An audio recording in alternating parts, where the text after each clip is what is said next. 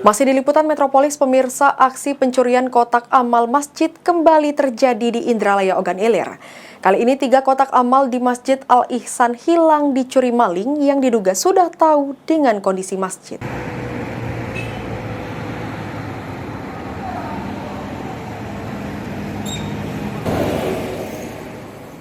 Inilah Masjid Al-Ihsan yang berlokasi di Jalan Lintas Timur, Sumatera, Indralaya ini yang sudah dimasuki oleh pelaku pencurian kotak amal. Dalam aksinya, pelaku sudah masuk ke masjid dengan cara melompati pagar masjid. Edi, salah satu jamaah, membenarkan aksi pencurian kotak amal di masjid. Dalam aksinya, pelaku sudah menguras isi 3 kotak amal di dalam masjid.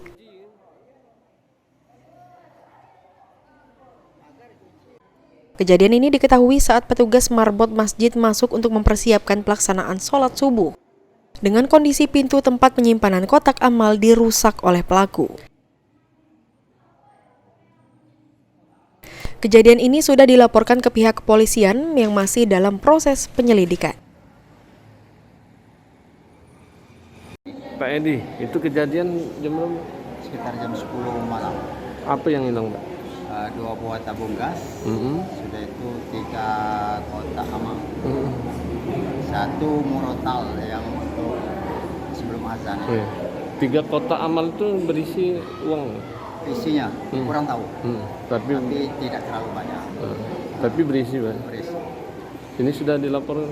Sudah dilaporkan di polsek. Sudah ditindaklanjuti. Kemarin sudah lihat itu pintunya sudah diperbaiki.